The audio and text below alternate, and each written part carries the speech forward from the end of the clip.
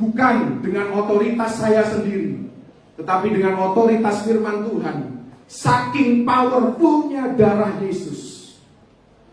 Jangan percaya pada orang yang suka menakut-nakuti bahwa keselamatan Anda bisa hilang.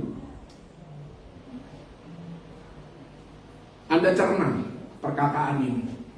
Keselamatan Anda, kalau Anda adalah orang percaya yang sejati, kehidupan Anda menunjukkan buah yang dikehendaki oleh Tuhan. Anda punya kesaksian roh bahwa aku selamat, maka keselamatan itu tidak bisa hilang. Anda harusnya tepuk tangan buat Tuhan. Saya tidak perlu tepuk tangan Anda, tapi Yesus Kristus layak untuk dipuji dan disembah, karena Dia yang membayar harganya. Keselamatan Anda tidak bisa hilang. Tuhan tidak akan pernah membuang Anda.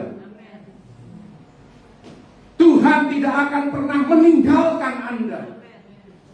Kenapa terkadang kita baca ayat, kemudian kita percaya, tapi kemudian hari Senin datang, kita mikir, oh iya ya, jangan-jangan Tuhan sudah pergi dari kehidupan saya. Buat apa Yesus mati? Buat apa ada perjanjian baru? Kalau Roh Kudus datang dan pergi sesuka hatinya.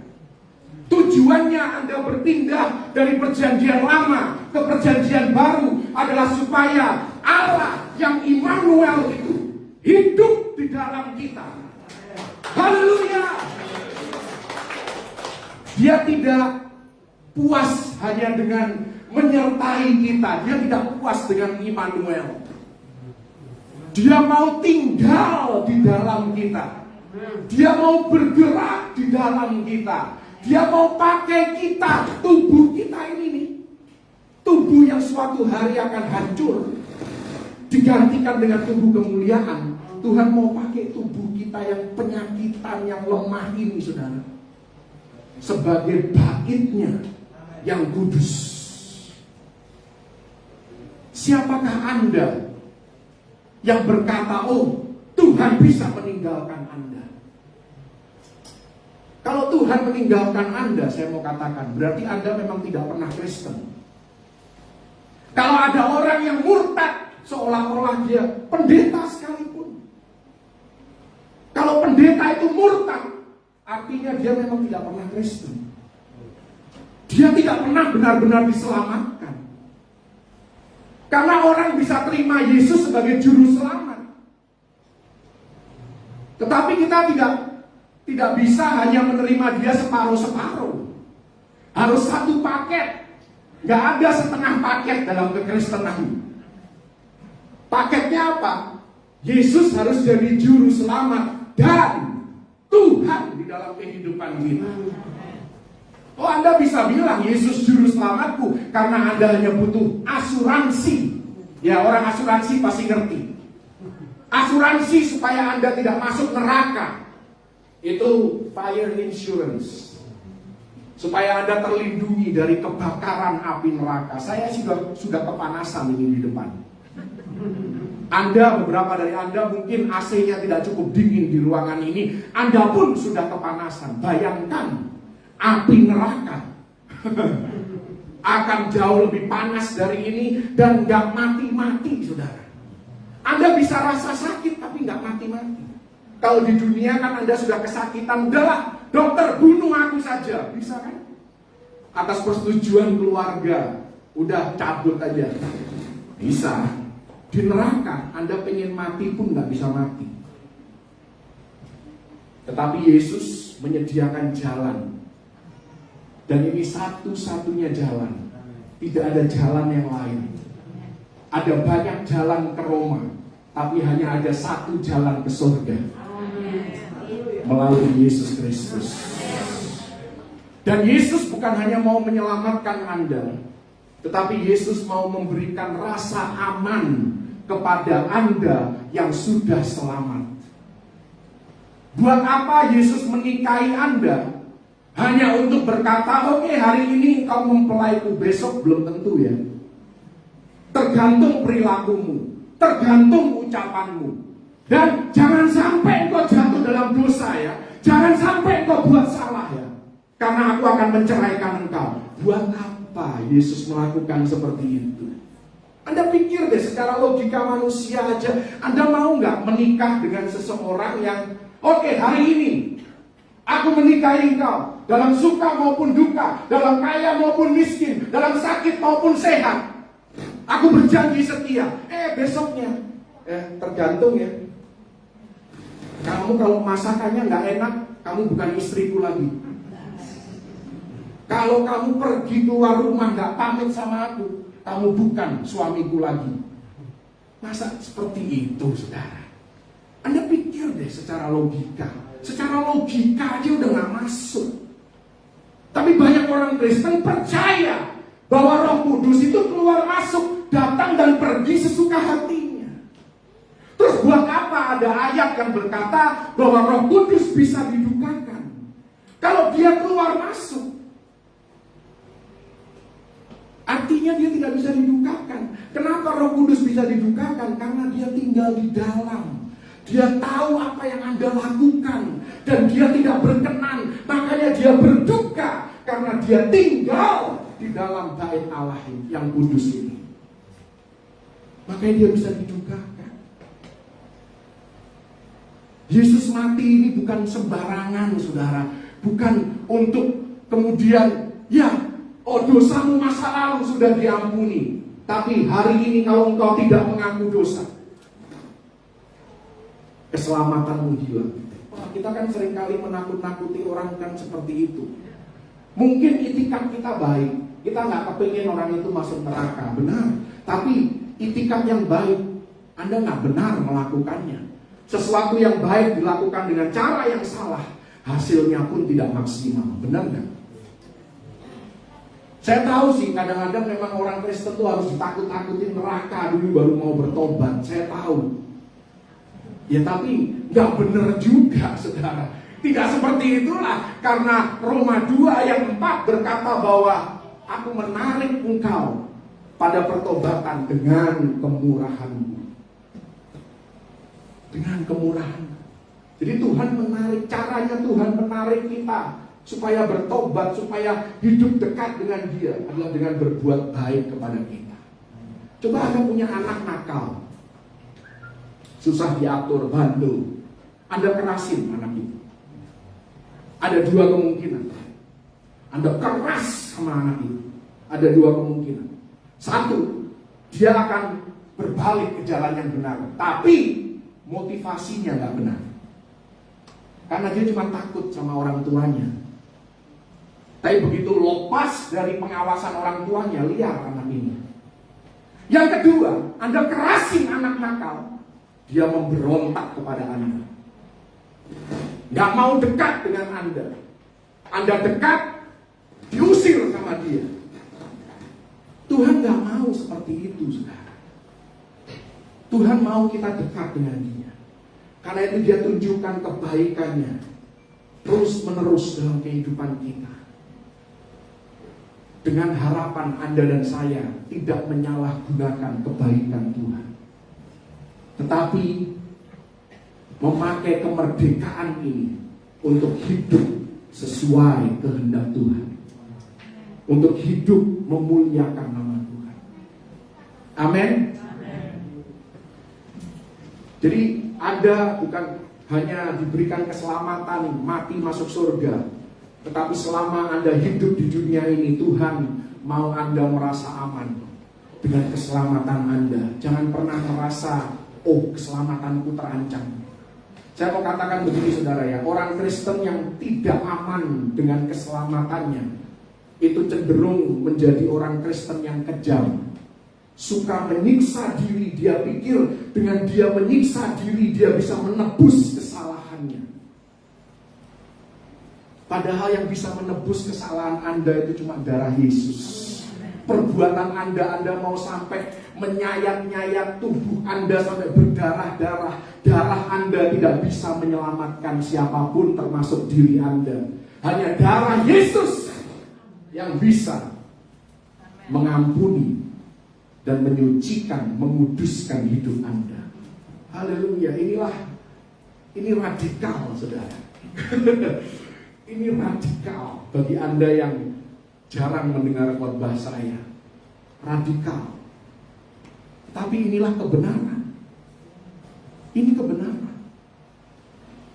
Anda berapa kali kalau baca ayat-ayat, saya nggak bisa kasih semua ayatnya. Setiap kali Yesus ngomong keselamatan, itu keselamatannya kekal. Ya kan? Kita pun nyanyi keselamatannya kekal. Kemudian dalam kehidupan sehari-hari kita percaya bahwa keselamatan bisa hilang. Mana yang kekal kalau gitu? Mana yang benar nih, kekal atau bisa hilang? Saya ngomong begini bukan untuk memberikan Anda izin untuk hidup dalam dosa. Karena orang percaya sejati, kalau Anda dengar hari Jumat, orang percaya sejati tidak akan mau hidup dalam dosa. Tidak akan. Kalau Anda masih suka hidup dalam dosa, artinya Anda belum benar-benar percaya. Atau mungkin Anda percaya tetapi Anda adalah seseorang dengan iman yang lemah. Itu pun ada di Alkitab. Jemaat di Korintus adalah saudara yang lemah, tapi tetap saudara. Mereka hidup dalam perzinahan, hidup dalam percabulan, suka berantem satu sama lain. Tetapi kalau Anda baca di Korintus, 2 kali Rasul Paulus katakan, tidak tahukah kamu bahwa tubuhmu adalah bait Allah yang kudus. Ini orang-orang ini istilahnya kalau dalam keluarga itu anak itu kan ada 2, ada anak yang baik, ada anak yang nakal. Di gereja pun, di dalam kerajaan surga pun ada anak yang baik, ada anak yang nakal, yang harus dididik, tapi tetap anak.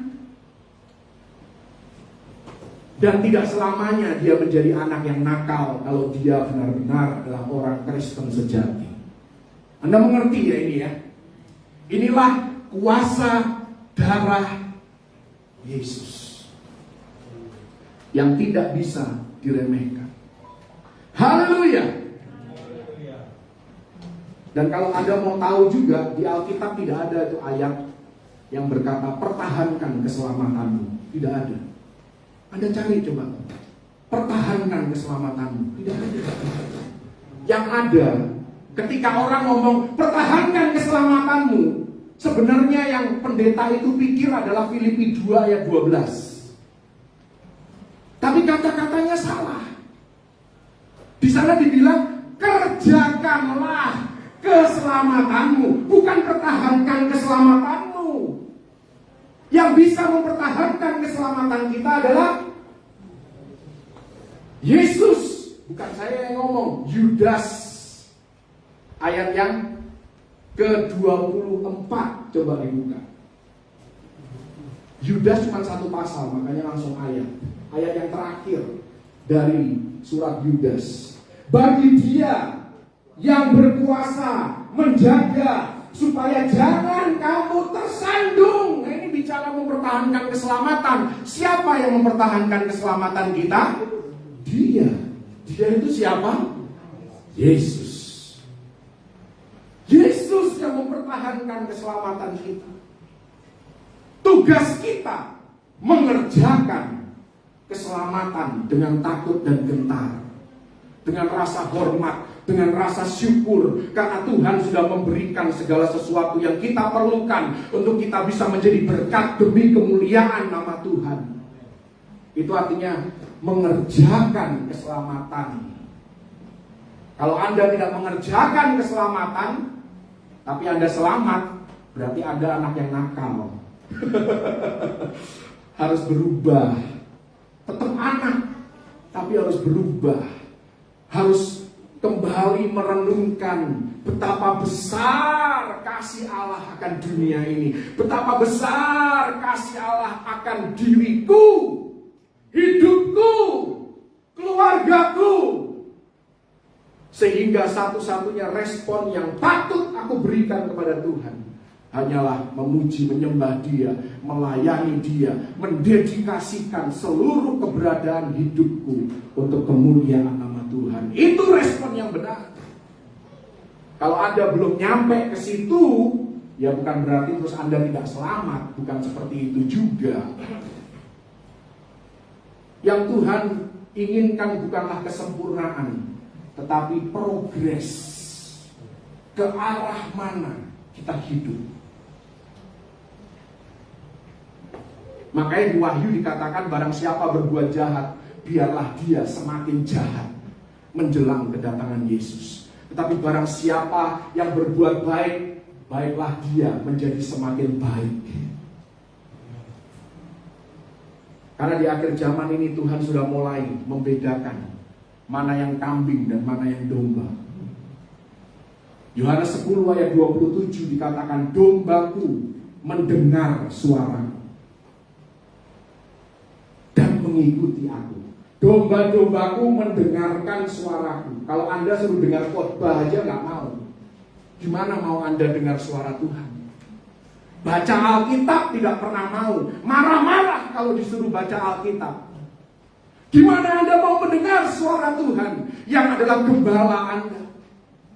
Aku mengenal mereka dan mereka mengikut aku. Baru, ini kan tanda orang percaya nih. Ayat 28 dikatakan, bagi orang yang percaya, aku memberikan hidup yang kekal kepada mereka, dan mereka pasti tidak akan binasa sampai selama-lamanya, dan seorang pun tidak akan merebut mereka dari tanganku. Kalau Yesus yang sudah mencengkeram Anda, tidak ada kuasa di dunia ini pun, di bawah bumi, di atas bumi, dimanapun di seluruh bumi, yang bisa merebut Anda dari tangannya Yesus. Inilah yang saya bilang, makanya keselamatan Anda tidak bisa hilang. Karena Yesus yang menyelamatkan Anda, Yesus yang menjamin Anda, bukan pendeta yang menjamin Anda. Saya suka kemarin hari Jumat setelah saya berkhotbah, saya istirahat di kamar, saya buka TV, langsung ada pendeta yang sedang khotbah Jumat Agung. Dan dia altar call kepada jemaatnya. Dia katakan kepada jemaatnya, Anda yang hari ini tidak yakin masuk surga, angkat tangan. Ada beberapa yang angkat tangan. Dia doakan, ayo ikuti saya. Doa keselamatan intinya, mengundang Yesus masuk. Saya suka yang dia ngomong, karena itulah firman Tuhan. Dia ngomong begini, Anda yang baru saja mengundang Yesus masuk ke dalam hidupmu, mulai hari ini Yesus tidak akan pernah keluar dari hidup Anda. Itu yang benar. Itu yang benar. Berapa sering kita diomongin, hari ini Yesus masuk ke dalam hidupmu, tapi jangan main-main. Besok engkau berdosa, Yesus akan meninggalkan engkau lagi, dan engkau harus bertobat ulang. Berapa sering kita dengar seperti itu, saudara? Oh iya, kita harus minta ampun setiap saat, setiap waktu. 1 Yohanes 1 ayat 9. Kalau engkau mengakui dosamu, inilah gaya hidup orang percaya. Suka mengakui dosanya. Tapi di situ nggak dibilang minta ampun loh sama Tuhan. Ayat ini cuma ngomong Anda mengakui dosa Anda. Artinya Anda setuju bahwa apa yang Anda lakukan itu salah. Apa yang Anda lakukan itu dosa dan menyakiti Roh Kudus. Dengan Anda mengakui, maka Tuhan mengampuni. Tidak dibilang mintalah pengampunan, tidak. Tuhan cuma minta kita mengakui. Kamu setuju gak kamu salah? Kadang-kadang kalau kita lagi marahin anak kan, kamu tahu gak sih kamu salah gitu. Kadang-kadang anak dimarahin, kita udah teriak-teriak, ternyata dia gak tahu kalau dia salah. Makanya kita juga harus ngerti, saudara. Karena saya juga punya anak. Kadang-kadang saya marahin anak saya cuma bengong. Kenapa ya dia dimarah ya? What did I do wrong, Daddy? Apa salahku, Dad? Tuhan mau kita menyadari dan kita akan punya hati nurani. Makanya Yesaya 36 ayat 26 dikatakan ketika kita terima Yesus, kita diberikan hati yang baru. Hati yang bukan lagi hati yang berbatu, tapi hati yang lunak. Artinya hati nurani kita menjadi sensitif. Kalau kita melakukan dosa, kita tahu kita salah, kita nggak tenang, kita nggak damai, sampai kita mengakui dosa kita. Tapi keselamatan kita tidak berdasarkan itu, saudara. Pada saat kita jatuh dalam dosa dan kita menyadari kita sudah salah, bukan berarti keselamatan kita pada saat itu hilang. Kemudian ketika kita mengakui dosa kita, keselamatan kita balik. Bolak-balik. Capek banget, saudara. Padahal Ibrani 10 sudah jelas dikatakan Yesus mati sekali untuk selamanya. Jangan terus-terusan salibin Yesus. Capek, saudara. Kalau Yesus harus menderita ulang-ulang, cukup sekali. Makanya tadi Anda ingat ya, 1 miliar sama 1.000 triliun. Anda harus ingat itu, saudara. Ya, utang kredit card Anda, istilahnya kalau Anda utang kredit card nih, utangnya 1 M, dibayar sama Yesus 1.000 triliun. Tapi tiap bulan Anda masih mau bayar cicilan. Kan aneh.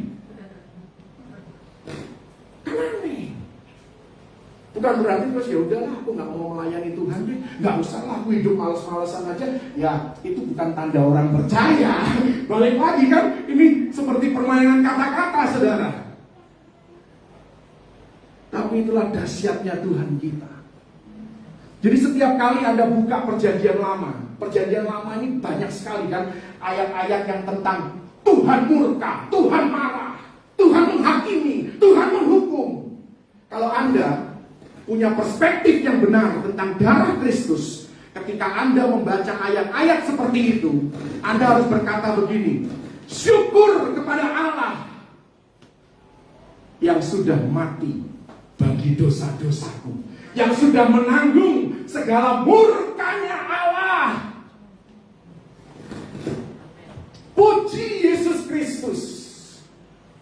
Karena murka ini bukan untuk aku. Murka ini adalah bagi orang-orang yang menolak Injil Kristus. Haleluya. Amin. Anda mengerti sampai di sini ya? Puji Tuhan. Saya berharap Anda bukan hanya mengerti di otak, di kepala, tetapi Anda menghayatinya sampai ke, kalau Ayub bilang, sampai ke sanubari Anda. Sehingga Anda menjadi orang Kristen yang tidak mudah tergoyahkan. Saya akan tutup dengan cepat dengan 3 hal. Kalau Anda masih ingat 1 Samuel 18 ayat 3 dan 4. Yonatan membuat perjanjian darah dengan Daud. Ini merupakan gambaran Yesus melaksanakan atau menginisiasi perjanjian darah.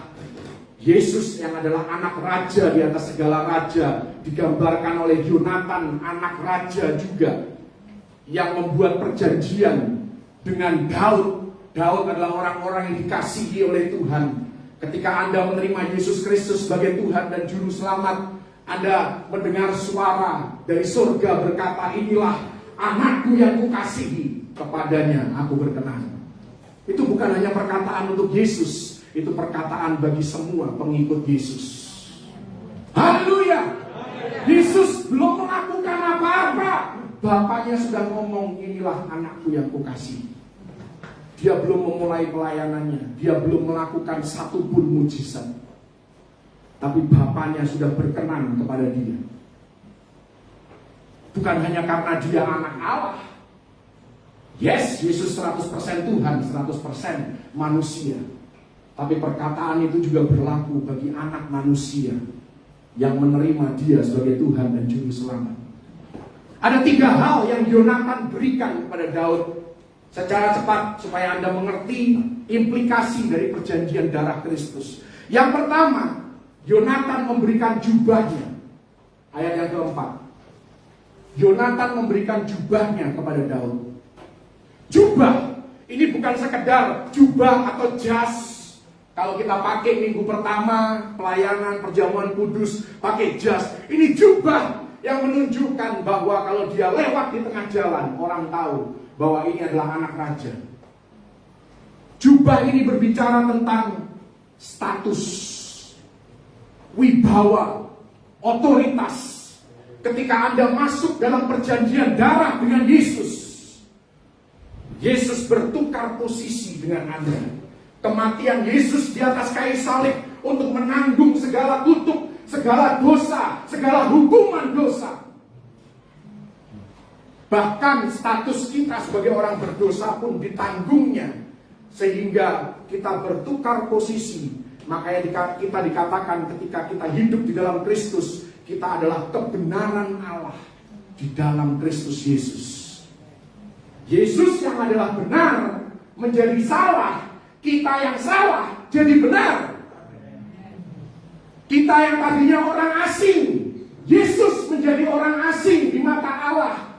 Karena itu dia berteriak, Eli, Eli, lama sabachthani. Karena dia terasing dari hadirat Bapaknya. Yesus yang paling dia takuti. Ketika dia berdoa di Taman Getsemani, dia takut dan gentar dikatakan di sana. Yang dia takuti apa? Kalau manusia kan takut tidak disukai, takut miskin, takut menderita. Yesus enggak. Yang dia takuti adalah terpisah dari Bapaknya. Itu yang harus menjadi ketakutan kita terbesar. Terpisah dari hadirat Tuhan. Tidak lagi sensitif akan suara Tuhan. Itu yang harus kita takuti, saudara. Tapi kembali, jangan menjadi legalis. Karena kita takut kehilangan suara Tuhan, kemudian kita berusaha untuk ya udah deh aku melayani supaya aku tidak ditinggalkan Tuhan. Bukan itu juga maksudnya. Ya kan kita kan seperti itu kan. Kelewat ibadah sekali, sepertinya Tuhan akan menghakimi aku nih. Oh, Tuhan menghukum aku nih. Oh, tinggal tunggu nanti sesuatu pasti ada yang terjadi nih. Gitu. Dan beneran terjadi. Bukan karena Tuhan menghukum Anda, tetapi Anda sudah membuka celah bagi roh jahat untuk bekerja. Anda setuju roh jahat ganggu aku. Sesuatu yang buruk biar terjadi dalam hidupku. Anda sedang memberikan izin kepada penguasa di udara. Dan ketika hal itu terjadi, orang Kristen seringkali berpikir apa? Oh, ini pasti karena kemarin aku gak ke gereja. Oh, pasti ini kemarin aku gak ambil perjamuan kudus. Itu agamawi, saudara. Itu agamawi. Saya pernah dengar kesaksian seorang pembaca sihir, terus orang yang suka baca-baca mantra, bertobat. Dan dia bilang begini, kenapa banyak sihir atau roh-roh tenung kemudian yang seolah-olah setan itu bisa tahu masa depan kita. Dan ternyata hal itu benar-benar terjadi. Kok bisa? Orang yang baca garis tangan, ya kan ada itu. Baca kartu tarot kalau di Amerika, ya kan? Kok bisa itu beneran terjadi? Seolah-olah setan ini, wow, dahsyat banget ya. Dia ngomong begini, saudara. Itu bisa terjadi karena orang yang diramal, dia setuju. Dia sepakat dengan ramalan itu. Jadi kalau Anda membaca zodiak, ramalan zodiak kan ada. Orang-orang yang masih tahayul itu ada, saudara. Orang Kristen juga sudah pelayanan, pendoa syafaat lagi, saudara. Tapi percaya tahayul. Aduh, nggak ngerti saya. Have mercy on them, Lord. Kalau Anda baca zodiak, ini contoh saja saya bisa, karena saya nggak baca makanya saya nggak tahu gitu ya. Saya pakai aja zodiak saya deh supaya tidak menyinggung perasaan Anda. Saya Sagittarius, misalkan nih, nggak sengaja baca. Sagittarius, hari ini engkau kurang beruntung. Aduh, iya ya. Terus tiba-tiba besok Anda di PHK dari kantor. Anda jatuh miskin. Ini ekstrim lah contohnya, saudara ya, biar Anda ngerti. Tiba-tiba ada kecelakaan. Padahal Anda sudah hati-hati banget, karena Anda tahu ini hari yang tidak beruntung bagi Anda. Kecelakaan. Oh, benar kan? Benar kan? Anda mulai percaya sama roh jahat. Karena Roh Kudus dan Yesus tidak pernah mereka-rekakan yang jahat bagi Anda. Rancangannya, rancangan damai sejahtera, bukan rancangan kecelakaan. Anda sudah tahu Yeremia 29 ayat 11. Sudah hafal luar kepala, Ibu Dora sering mengutipnya.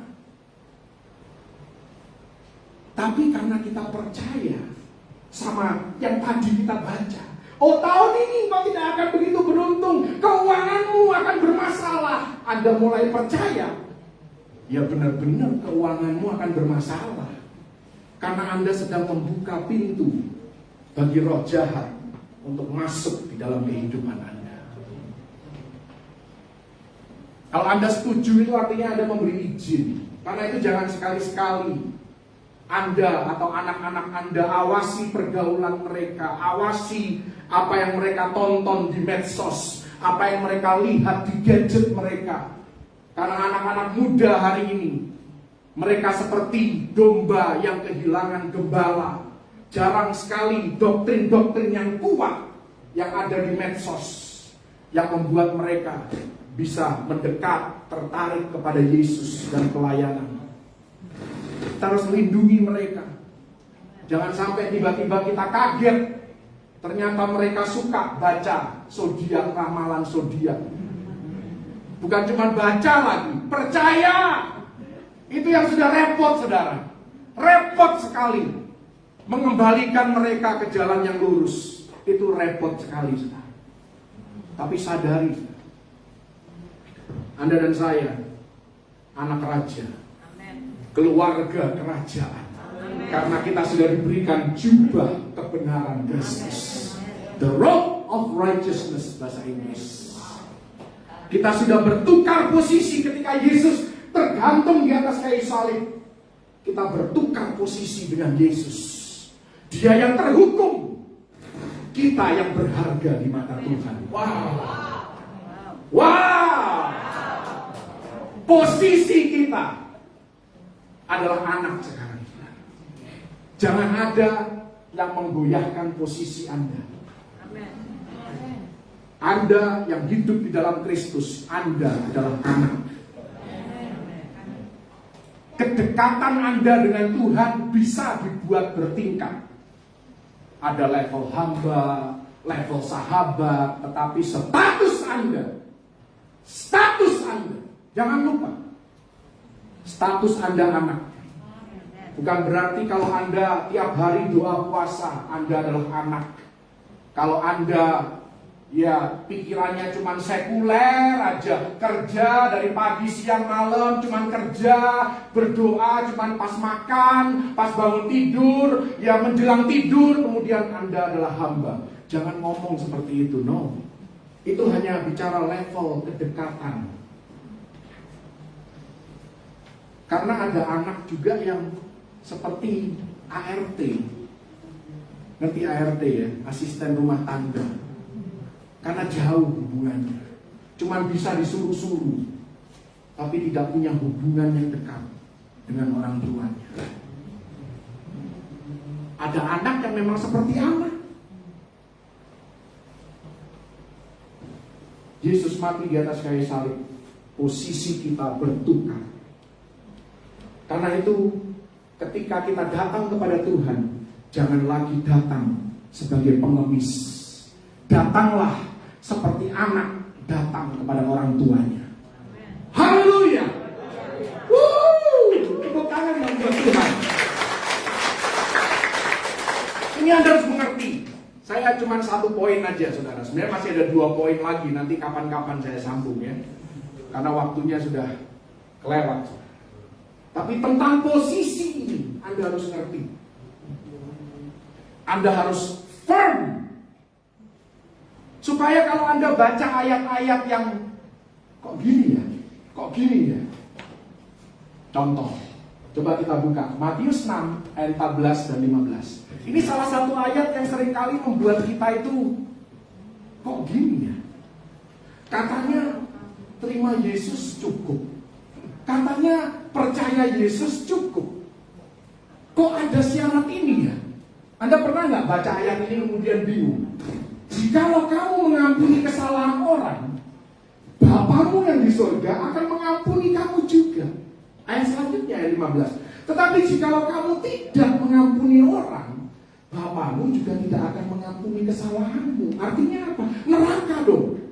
Wah, kalau aku nggak bisa mengampuni orang lain, aku masuk neraka dong. Nah, kalau keselamatanku berdasarkan aku mengampuni orang lain, berarti tidak murni seperti yang dibilang pendeta bahwa keselamatanku oleh iman hanya perlu percaya saja. Nggak cukup, ternyata harus ditambah ya, Yesus plus, ya kan? Yesus plus mengampuni orang lain.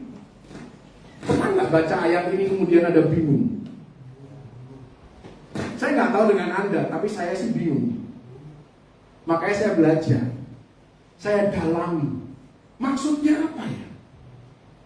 Ternyata ayat ini bukan berbicara tentang posisi. Posisinya tetap anak selamat, itu posisinya. Anda harus firm dulu nih.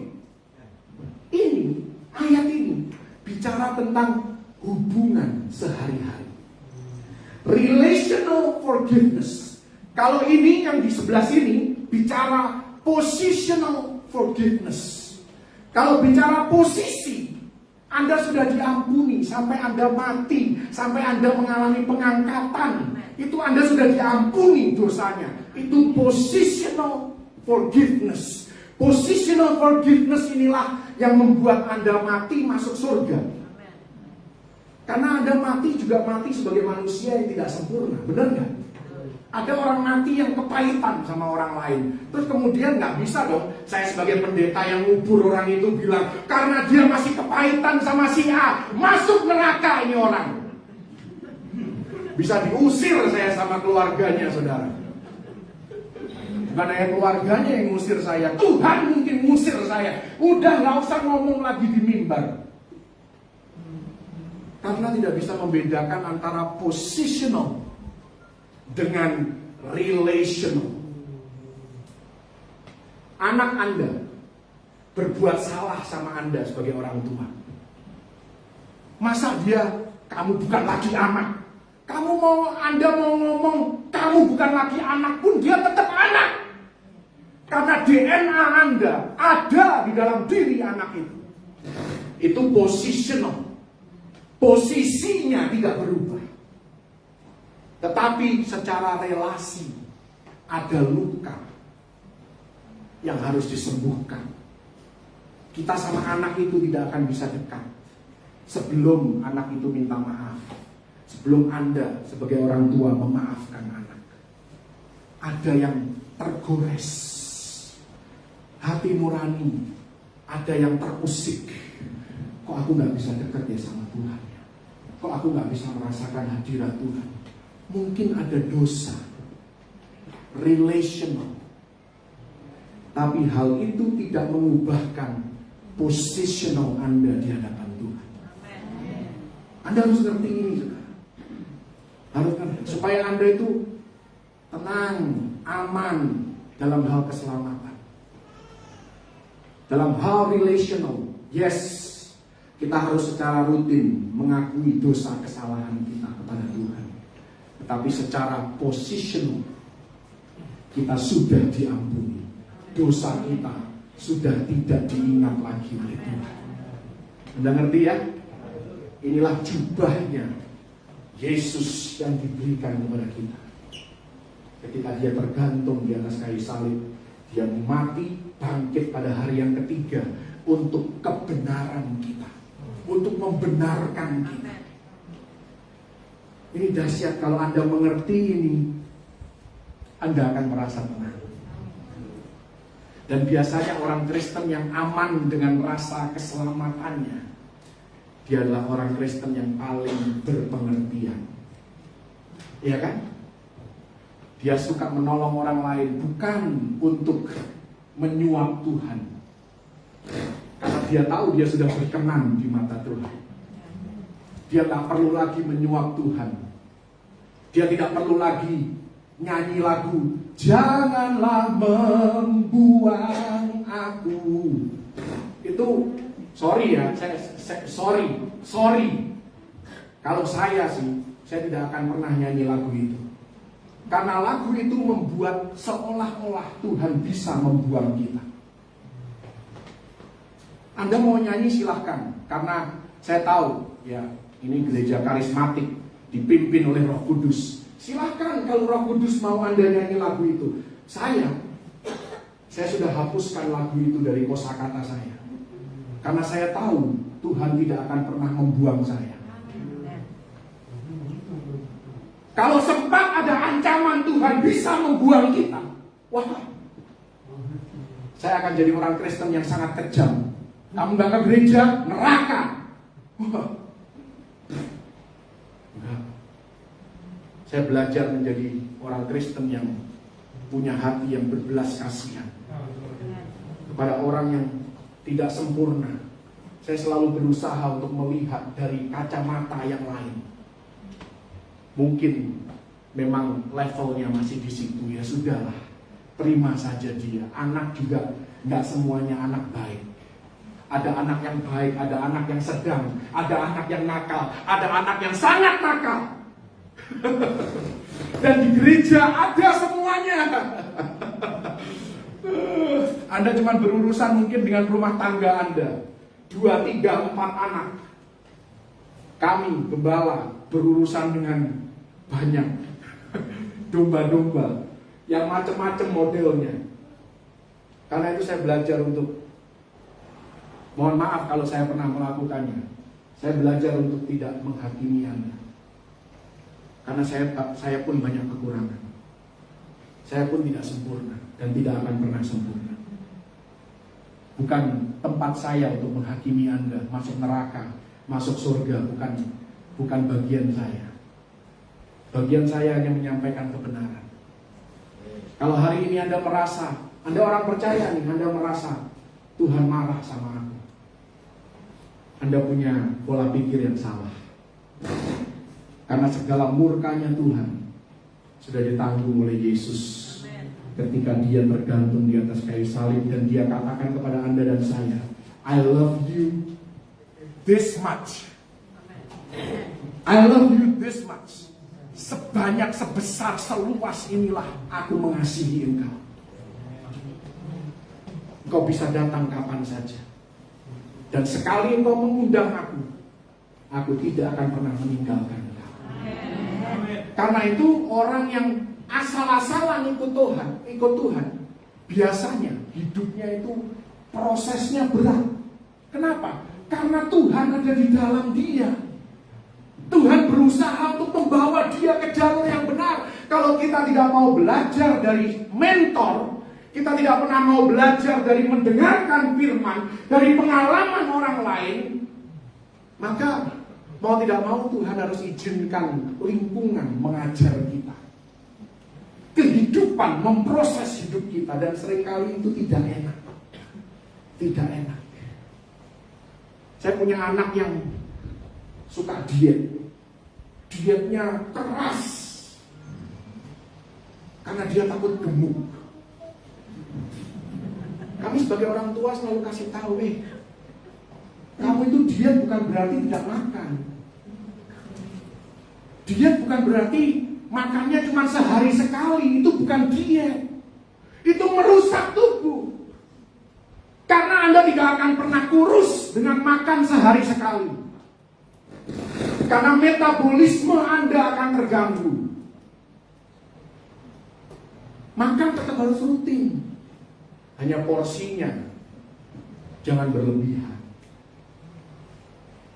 Daddy ini, ya dia gak ngomong begitu sih, cuman saya tahu bisa membaca hatinya kadang-kadang. Daddy ini sok tahu.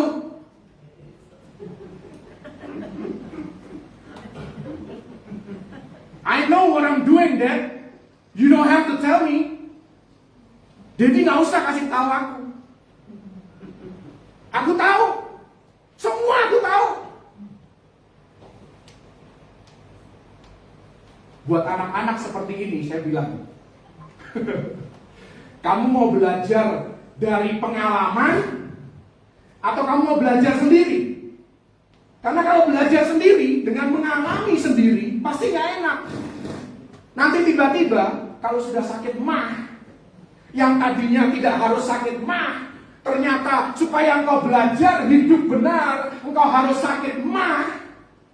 Kan sayang. Sakit mah kan sulit sembuhnya. Iya kan? Coba kalau dia mau dengar-dengaran sama orang tua, sama nasihat, kan nggak harus melewati sakit mah. Iya kan? Oh iya, aku makan rutin. Akhirnya nggak sakit mah. Berat badannya terkontrol lagi. Ya kan? Jadi ada dua hal. Anda mau belajar dari mentor atau dari mistake. Tapi belajar dari mistake itu menyakitkan dan mahal harganya. Mari kita belajar dari mentor. Mentor itu artinya dengar-dengaran pada firman Tuhan. Pada firman Tuhan, dengar-dengaran pada kesaksian orang lain, pada pengalaman hidup orang yang lebih berpengalaman.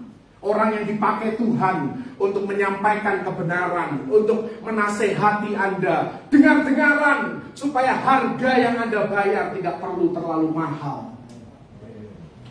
Jangan tunggu tenggelam baru Anda teriak sama Tuhan, Tuhan, jangan menyiasati krisis di masa krisis. Gak bisa. Kenapa? Di masa pandemi banyak orang jatuh miskin.